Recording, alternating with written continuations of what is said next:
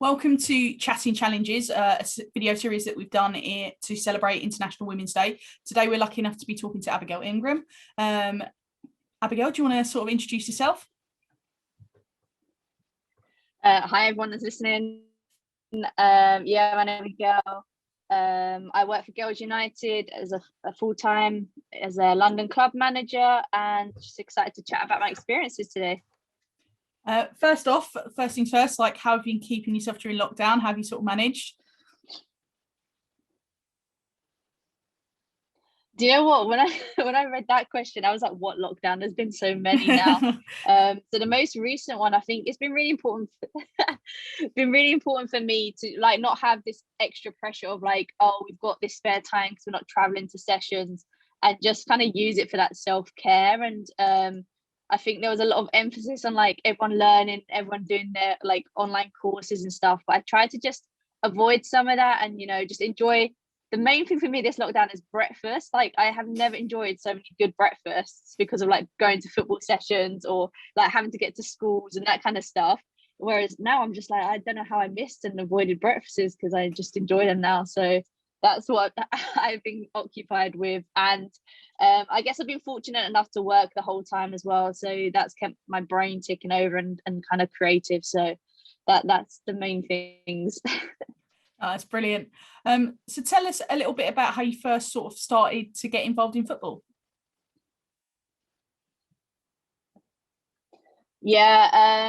The first bits were definitely just around my family and like the community that I was living in. So I was living in New Addington, Croydon, and for me it was such a positive thing because it meant that we just went out and played all the time, like in front of the garages and the alleys across the field.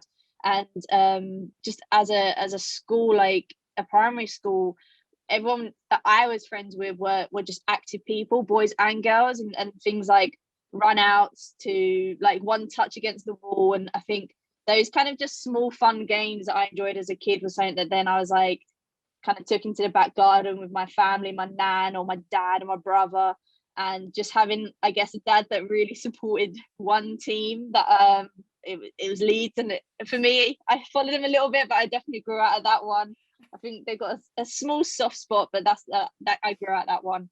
And just seeing how passionate he was about, you know, a club, I was just like, oh wow, like and he was, both my parents were just so supportive. So I just played football, with those around me, my next door neighbours, played on the school playground. Like, there was never for me like can't play on the playground kind of thing.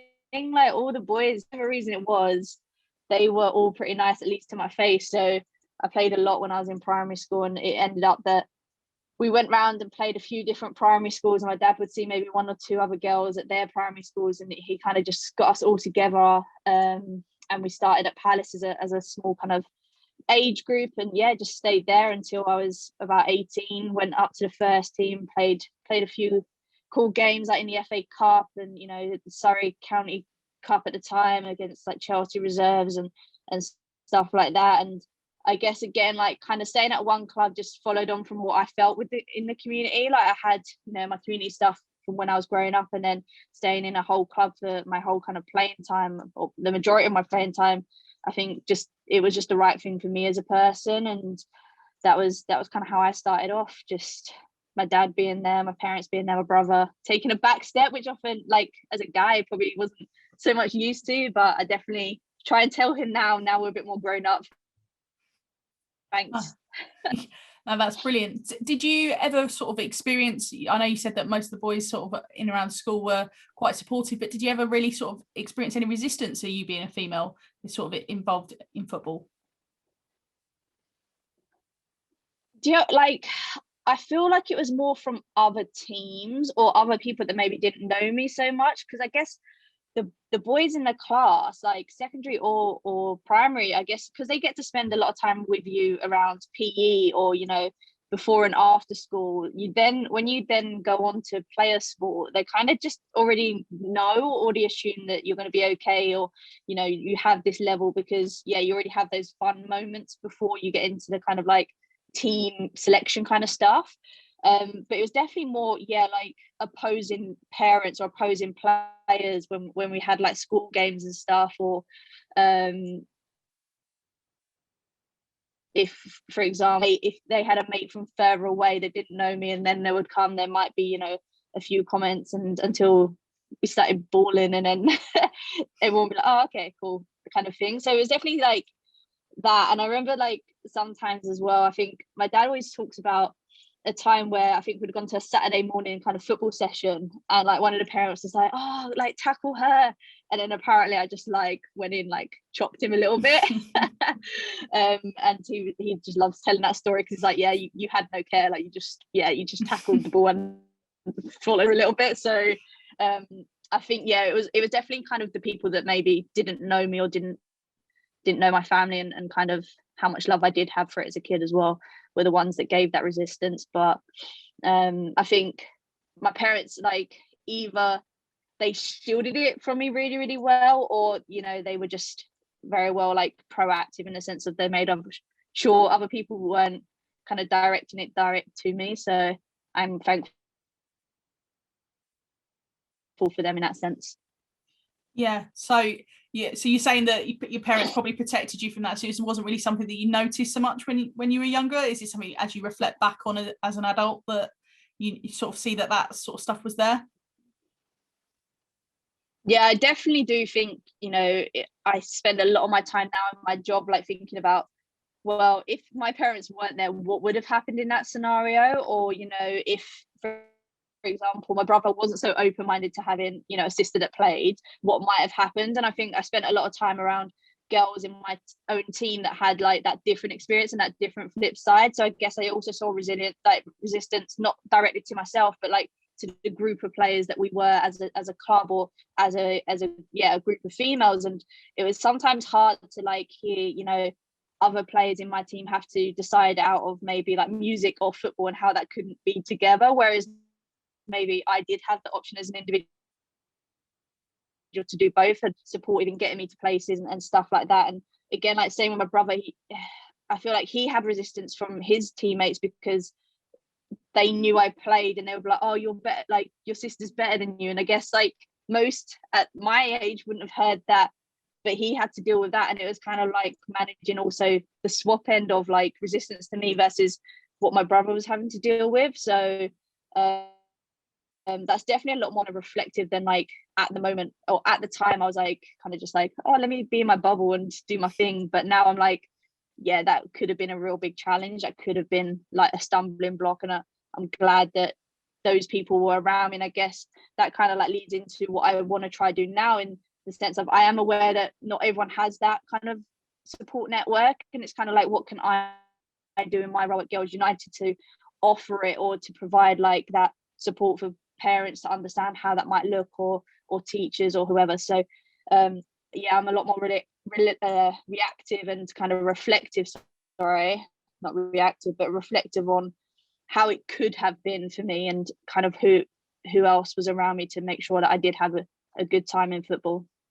What sort of advice would you give to any young females that are sort of facing any sorts of resistance to them being involved, whether that's through playing or refereeing or coaching?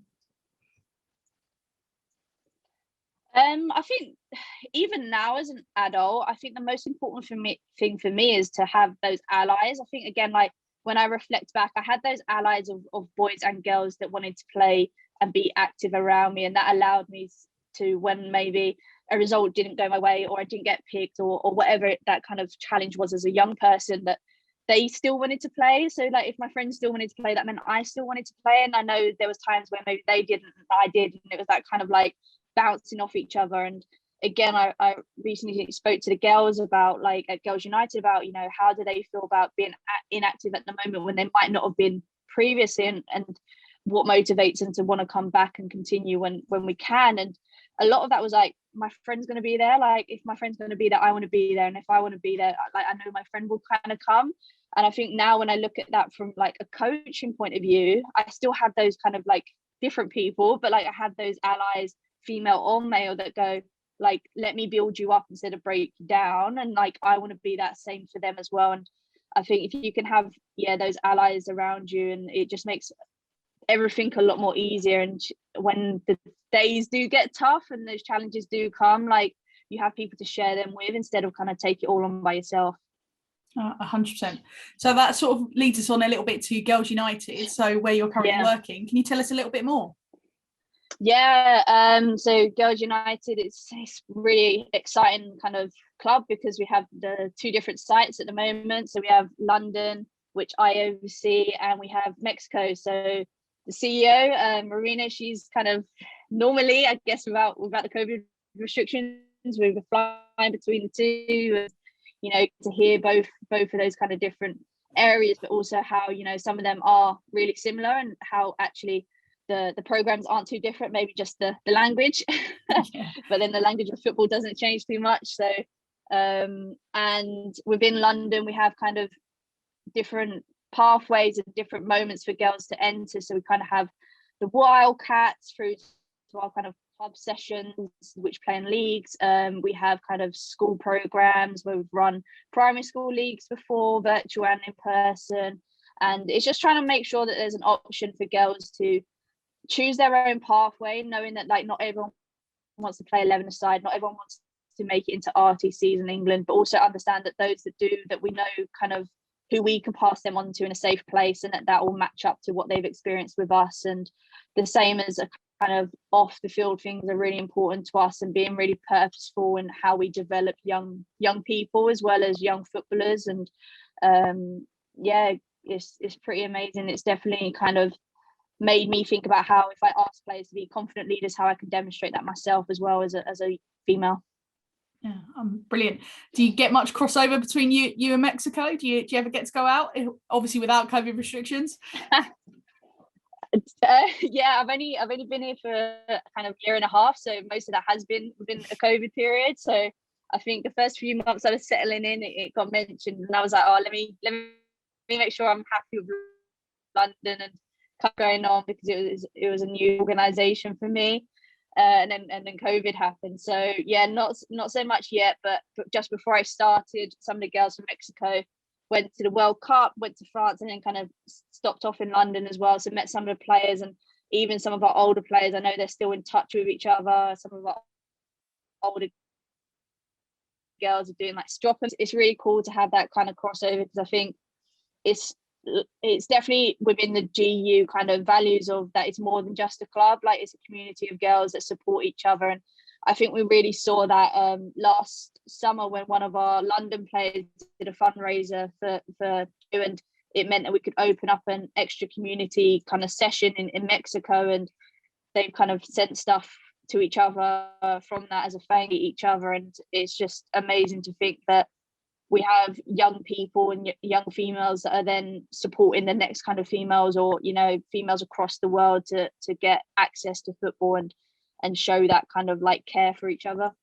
Yeah, it's great. It sounds like you've got some really exciting stuff going on.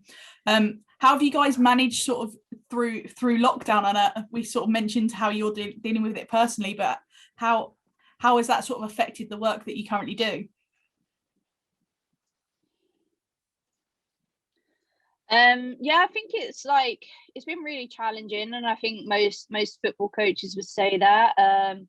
I think for us it was important because we do think about the individuals and the players, that not every individual wants to be on virtual, not everyone wanted to kind of log in and have those. Obviously I think, you know, there's value to that, and we've definitely done that to allow them to connect with each other and be their kind of teammates and stuff like that. But I think some people also just kind of needed their own space in this moment, and we kind of know that we can have general chats, general calls, and those kind of like planned stuff versus the kind of scheduled sessions and the scheduled workshops and things like that, and having a different approach in that sense. And some of that saw us kind of create home activities where they were able to print them off and just do them with their families instead of like do them with a coach, and it meant that they can just be quite imaginative. We've had girls kind of create sports grounds on Minecraft. We've played Among Us like via football. We're at a moment, we tried to make sure each kind of term or each block has had a different approach. So we kind of went from lockdown 1, which was about age groups competing against each other in similar differentiated tasks and like what age group would get the most points, to January to now we kind of, or just before halfway through Feb, sorry, we had kind of individual, like what can you achieve. So every time you achieve something, like you get points, and just having that like celebration that like even doing anything in this tough period is a really good thing to try and aim for. And that could be just logging in, it could literally just be completing a small thing that maybe we would have taken previously like as a like no-brainer. But I think right now it was good to just celebrate, like it's good to be active, it's good to talk about kind of stuff. And then this part, just where we're getting ready to hopefully come out, is about like players versus coaches, just to re-enter that kind of competition phase. I'm not afraid to say the players are beating us right now, but we're trying to think of ways we can maybe push it in our direction a little bit. But some of that has been like the active stuff, the football stuff, but also around just listening to the girls. So some of our older girls, they've had player spotlights for the last 10 minutes of each session, where they can just ask, debate, create their own game, and they're just in charge of it instead of, again, just to ask. It's been really like fun and something that we want to try and then make sure we don't lose when we go back to the pitch and everyone's football mad again. It sounds great. So I'm rooting for team coaches going forwards. We need a win. They beat us on the mile walk. Tell me about your coaching journey then. How did you first sort of get involved in coaching? So long ago. Like I always get embarrassed when I talk to the younger girls. They make me feel so old. But I was at Crystal Palace as a player, and I ended up going to their kind of like sixth form post 16 set up at the time, and part of that meant we did our kind of BTEC sport level 3 gym instructing and level 1 and level 2. And I think as a 16-17-year-old, it was kind of like, oh, I've been told to do this, I see who my coaches are at the moment, like let me just kind of go into it and see what happens. And I think there was also a bit of like, if you didn't complete it, I think you had to pay an amount, and my parents were like, Abby, you're completing this.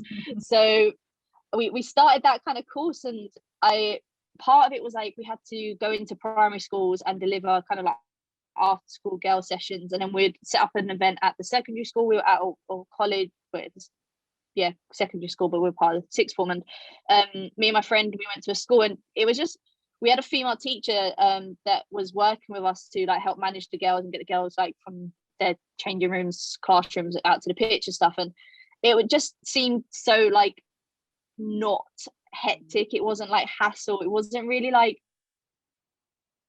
as a 16-17-year-old, kind of just like, oh my gosh, what am I going to do? Like, I'm in charge of these kids for like the first time. But they were just so nice, and we ended up, me and my friend, taking 2 teams to the tournament at our school and running that. And they ended up both in the finals against each other. And we just kind of like, I think even at that point as coaches, we were like, oh, let them just play now. It doesn't really matter. The school are happy because they've reached the final and they're playing each other. Like, we're not really fussed because we're mates. So I think even at that point as a coach, I was just like, oh, this is the best way to do it. Like, the sun's shining, they're just making their decisions. I just got to make sure everyone's got like the same game time kind of thing.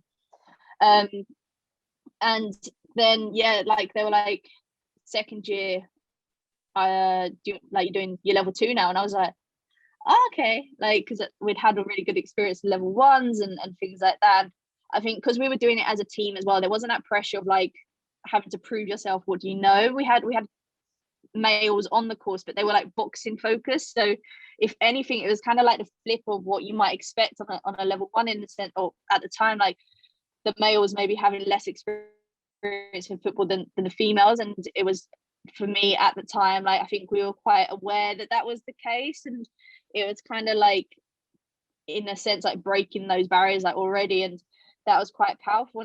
And level 2 was completed, and my friend was like, oh, why don't you come do your project with my team? And I was like, oh, I'm not sure, because they're the same age as me, I don't know how that will go down, like coaching your peers and stuff like that. But I did, and I enjoyed it. Went to uni, kind of didn't really coach too much, but worked in like summer camps and all the kind of stuff that I guess most coaches will do in their life. I always think it's a passage away if you haven't coached a holiday activity and that kind of stuff.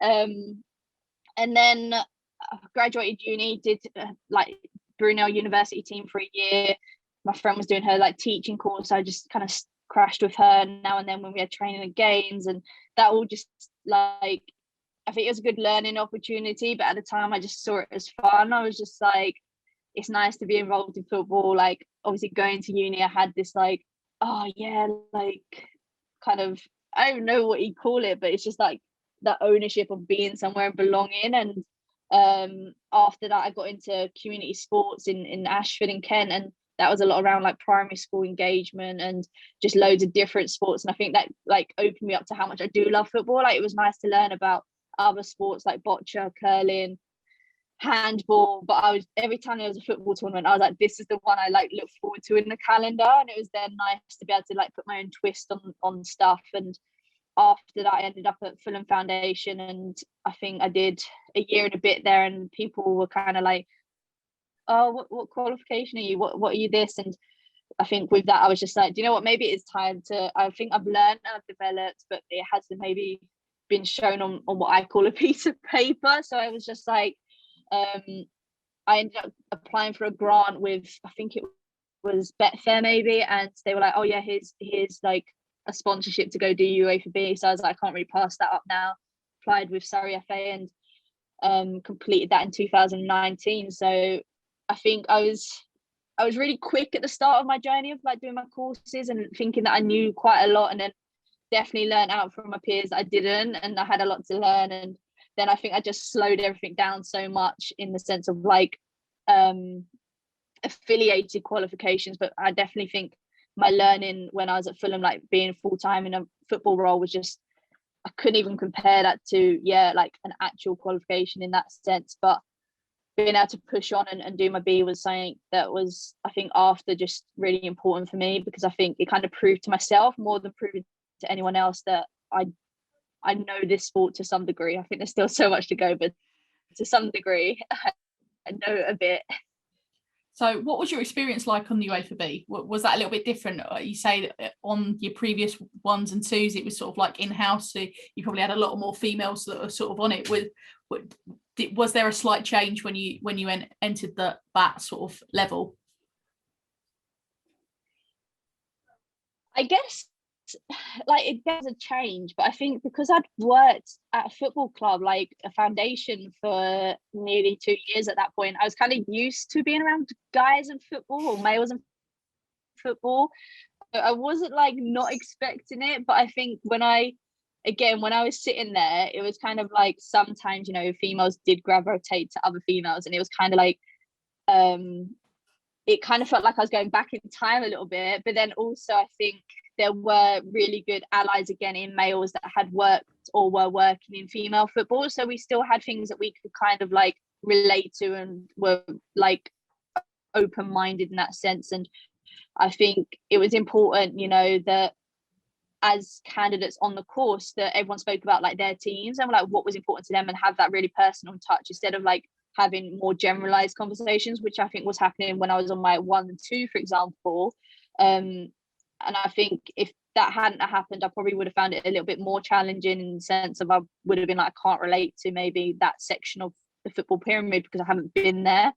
But I guess also the interesting thing at the time was I was working with boys for like the first time when I was on my B. So for me, it was like a learning in the sense of like, right, this is the qualification, these are the like information and, you know, the strategies or like what else. And I was also learning to deal with male players compared to maybe my previous experiences all being in females. And it was a lot of balancing in that sense. But I think as well, the tutors their questions were just like so open and then but also so personal, when like open to the group in the sense of like it wasn't really like this is what it should be kind of thing, which is probably what I experienced like the first time on my qualifications.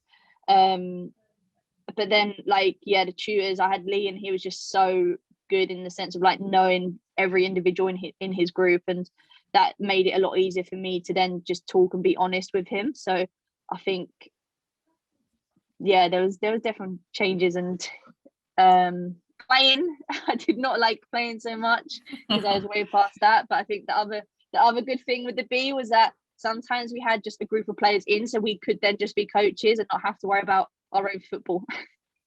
Yeah, no, I can imagine that will probably make things a bit easier to focus on the one thing. Yeah, I'm not very good at running and breathing. So sort of spoke briefly around what the theme of International Women's Day this year is all around. It's choose to challenge. So have you ever experienced any inequality or been treated differently as being a female within football? And if so, how did you sort of overcome that or deal with that situation? I guess there's like two different ways that I look at this question, because I think there's been like inequality in the sense of like, I want to make sure sometimes I don't feel like I'm a tick box. Like, I don't want to get something, you know, if that's a place on a qualification or a job, or you know, like being spoken to and interacted with just because I'm a female coach versus being a coach. And then I think there's also been times when I've felt that I've had to maybe prove my knowledge or prove my worth more than maybe a male counterpartner, because just of maybe other people's stereotypes. And I think most of the time, like, again, it's back to that primary school experience, that it's not often been the people that are directly around me or work with me daily, for example, as a female coach, that they've like put those barriers up in front of me. It's been maybe more the one-off meetings that I go to, or the kind of like one-off games where then you face that kind of like, oh, like I remember there was one time a parent or someone came up to me and was like, from the other team, was like, oh, I think you should tell your goalkeeper to do this. And I was just like, oh, okay, thanks for that. Like, I didn't really know what to say. And I was like, I was literally like, sometimes it takes me a day or so to even realize what it could have meant or what it could not have meant. And it's like, would you have said that if a guy was standing in that position? Would you have told him, or would you have not? And by that point, I've obviously already like lost the ability to ask him if he meant that or not. And there's been meetings as well where, you know, I go in and I'm sitting at a table and there's an agenda and it's all really like official, and it's like, right, guys, and I'm like, I don't know how I feel about that, because you can clearly see I'm not a guy, but also like it's just a word, so I don't know if I should be offended or not. And I think it's those kind of like understanding what is important to you and what you want to stand by to then challenge, instead of, you know, maybe just picking things for the sake of picking things. And, you know, I think sometimes people will be like, oh, you're being difficult for the sake of being difficult. And I'm like, no, like, I've had time. This is going to stay with me, and I'm going to keep mentioning it if I need to mention it. And I think that's the best way to kind of like overcome challenges, to not give up on it and like really understand why that's important for you to like to mention it. So I think, you know, for me, I don't now feel that I have to demonstrate my knowledge in the sense of like straight away. Like, I know I can coach because I've had these roles, and, you know, I've had this difference, I've had this impact on individual players or groups, and it's okay if someone don't know me. But I think my first thought, instead of like going to go coach that over the top, is like, well, let's have a chat about it and explain it, instead of me feel that I have to make, you know, a big broad statement straight away just because you've challenged me as a person. And then I think there was one other time where I was working with a male coach, and the parent just directly asked everything to the guy, to the man.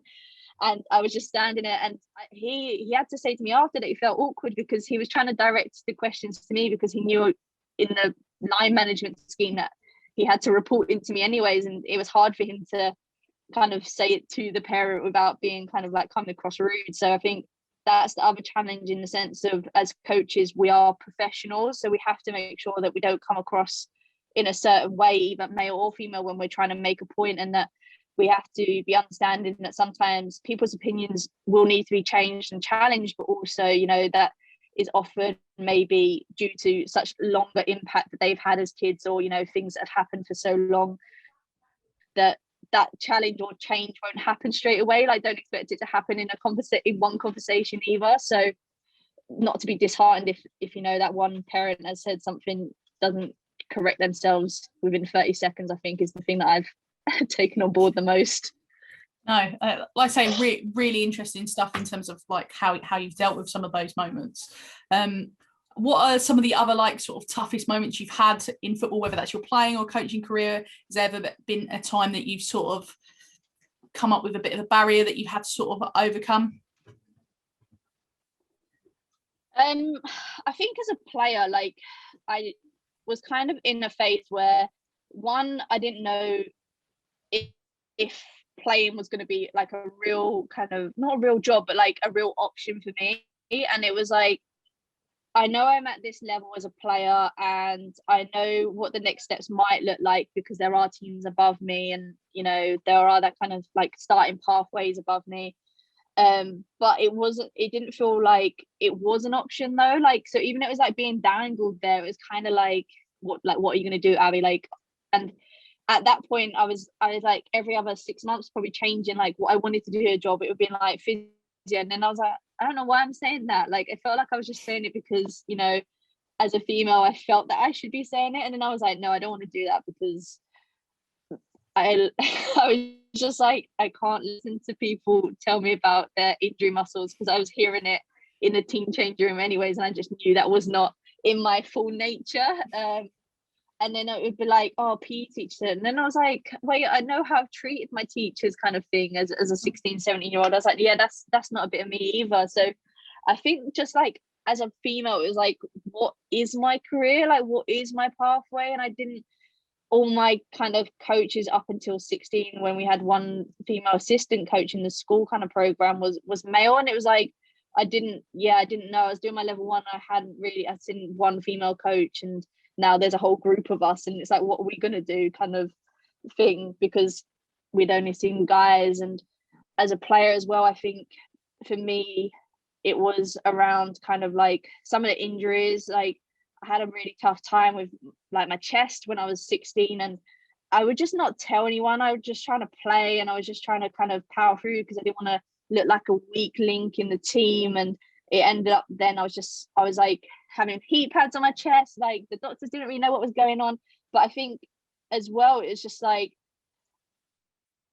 I would kind of hope that there was kind of more options or different people to talk to. I think, you know, in female football, when I was growing up, it was like your coach, your assistant coach, and if you're lucky, there might be a physio, but there would probably be only maybe once a week, or maybe just on game days. And I think, you know, now that there are like more people involved, like with teams, it just gives more people, like different people they can connect with. Because I'm really conscious that whilst I want to be a certain coach and be really open and inclusive, that like we can't all be best friends with everyone. Like, within a group, you know, you'll have your best friends, you'll have your friends, and then you'll have people that you can get on with and that you can relate to and you can like understand. But you know, that's like the end of that kind of like relationship in a way. Like, that's the top point. Otherwise no one would have any rivalries, or no one would have any kind of arguments, which we know in the world does happen. And I think as a player, like, or no, as a coach, my other challenge, I guess, for me was kind of deciding if elite or community was the route for me. I think a lot of people, when you do your qualifications or your courses, everyone kind of expects you to want to get to UEFA, want to work with like top teams, RTCs and stuff like that. But I think my time with Fulham Foundation and definitely when I made the decision to join Girls United was, I know there's not a shortage of people that want to work there. I know there are some really good people that are already working there or will go work there. What I want to do is make sure that I can get players into those teams that will then be looked after by those coaches. And if there's not that, then kind of like push on the community front, then who's going to do that? Like, who's going to make sure we actually even have a pool of players to create the RTCs? How are we going to make sure that there's a pool of players for our first team women if people are dropping out of 13? And I think that was kind of a challenge in trying to explain that to other people, maybe when I wasn't so sure and I was a bit like umming and ahhing. And I think I've had to just really reflect on what motivates me as a person and what makes me want to kind of get up every day to work and be out in the cold or be behind a screen when I'm coaching. And that's something that I've had to reflect on and do within myself. It sounds brilliant that you sort of like have that thought process around where you really see your career going, sort of longer term. You sort of spoke about a little bit, like you obviously didn't have many female coaching role models when you were a little bit younger. Was there any players or even coaches that were like you really looked up to when you were younger? I always like kind of laugh because I think when I'm me as a person, like I try not to get too starstruck in certain ways, and sometimes I like kind of having a few smaller goals because I think that's achievable for me. And I used to love like Kelly Smith, Rachel Yankee, all the ones that were like kind of like the first maybe pro contracts, or the first kind of that I saw go to USA and that kind of stuff. But I think I was also maybe withheld in myself to go like, that's not going to be me. Like I like them, they're really inspiring, they're such good players. I love their desire for like the country when they were playing for England, for example, or their clubs, like the way they celebrate and stuff like that.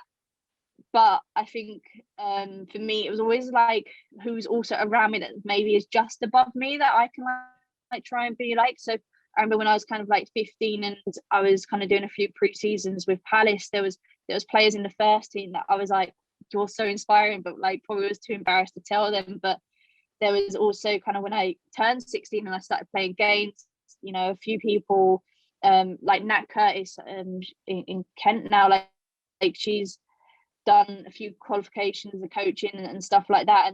And as a player, like she just really looked after me as a young player. And I was just like, just remembering that. And while she might not have been my coach directly, she definitely kind of had that empathy and sympathy towards me as a young person, and understanding that, you know, I was young, I was still learning, but also then having that kind of like, we need this from you as a player, like this is what we need you to be able to do in your position, and kind of have that break between, you know, a coach kind of speaking at me all the time, and sometimes you would just, I think, you know, some of the older players would just take that and then tell me in it, so it didn't feel like I was just getting picked on or anything like that. And I definitely know as a player as well, sometimes when I played like left wing and they're on the right side in the bench, players would have to pass a message on because I would just ignore it or say I couldn't hear, but definitely ignore it. And I think more recently as well, again, like I just look at females like my manager, like Romina is such an inspiring person because she just has so much desire for what she wants to do. And I think when I work now, I'm like, I don't want to be outworked by someone. Like I want to make sure that I work as efficiently and as well as I can. And just having someone that does the same kind of like full process of work ethic is so inspiring for me. And I think between like the team, like Camilla as well, we just like push each other on as females. And I think that's just then like rubs off on the wider team. And it's then just, yeah, like I said, looking at people that are kind of just above me that aren't unreachable, but then yeah, trying to see what they can do. Yeah, I think that's massively important, that and things you sort of touched on there, that you had like your playing role models and then people that are obviously a little bit more closer knit around you. So what do you think is the importance of having those visible role models are for young players nowadays, to actually have people that they can compare themselves to, if you like, or aspire to be?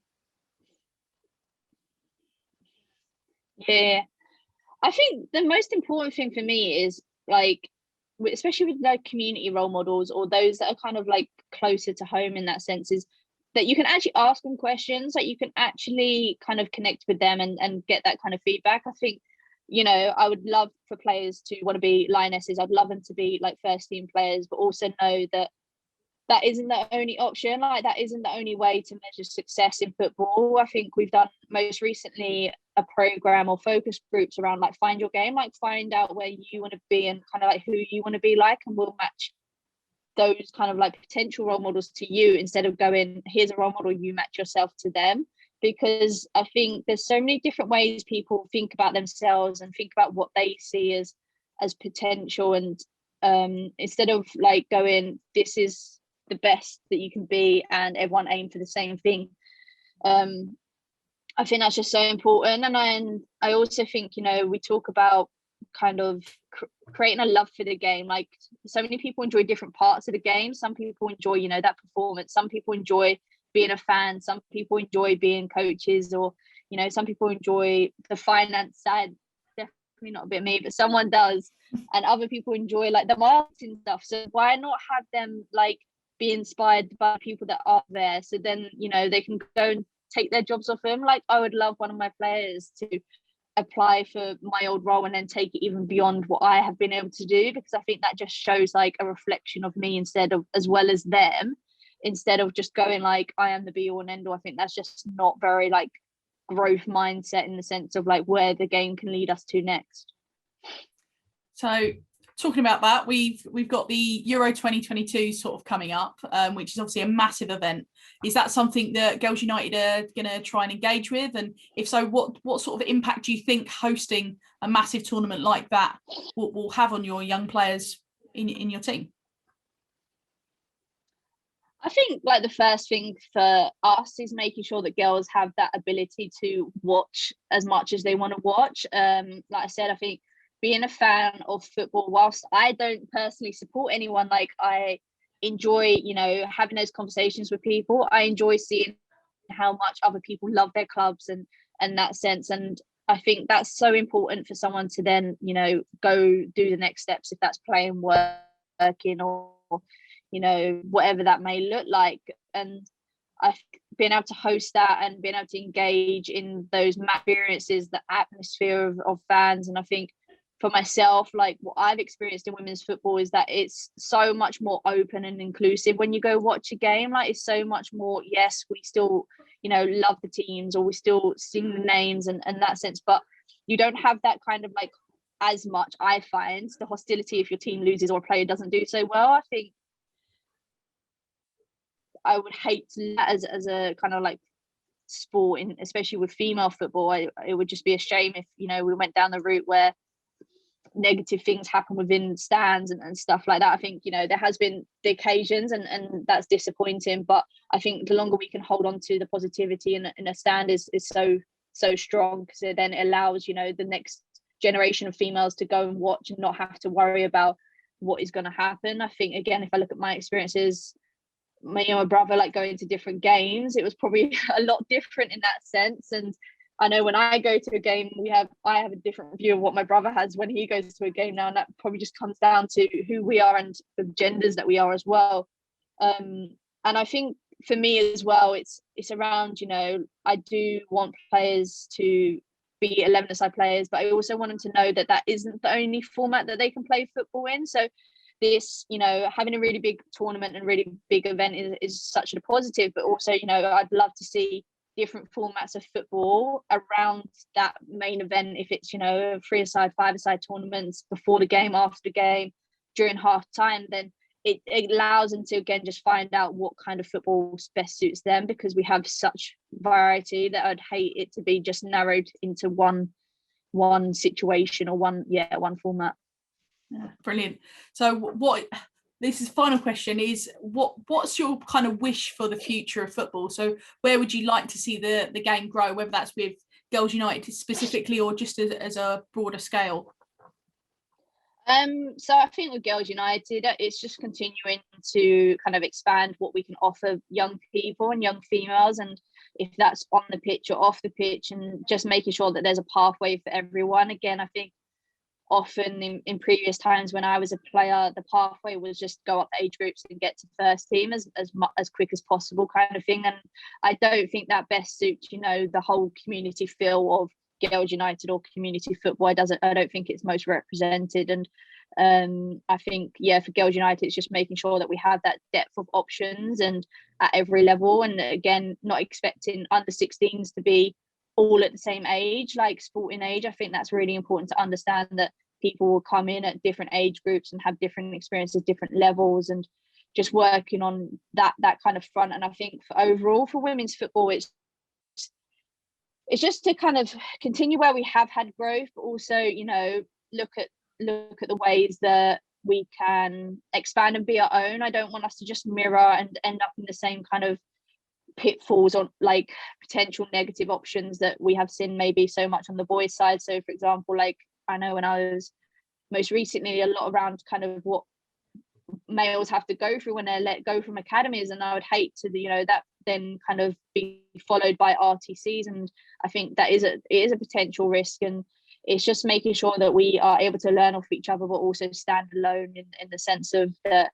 we shouldn't just be a carbon copy of another kind of male sport, for example. And I would just love it to, you know, have the visibility across all the boards, from players, coaches, refs, and just be able to be those roles and not have the word maybe female, or, you know, if we do have female, then the males have it in front of their kind of things. I think that's really important too. It's been great. Thank you so much for sharing all of your experiences. It's been really inspiring to sort of hear your journey so far in football, and we're wishing you the best of luck with everything moving forward. Hopefully get yourself out to Mexico, and yeah, thank you everyone for listening. Fingers crossed. And if there's anyone that's interested in getting involved in women's football in any way, feel free to contact Middlesex FA, where we can talk to you about some of the options. So thank you very much.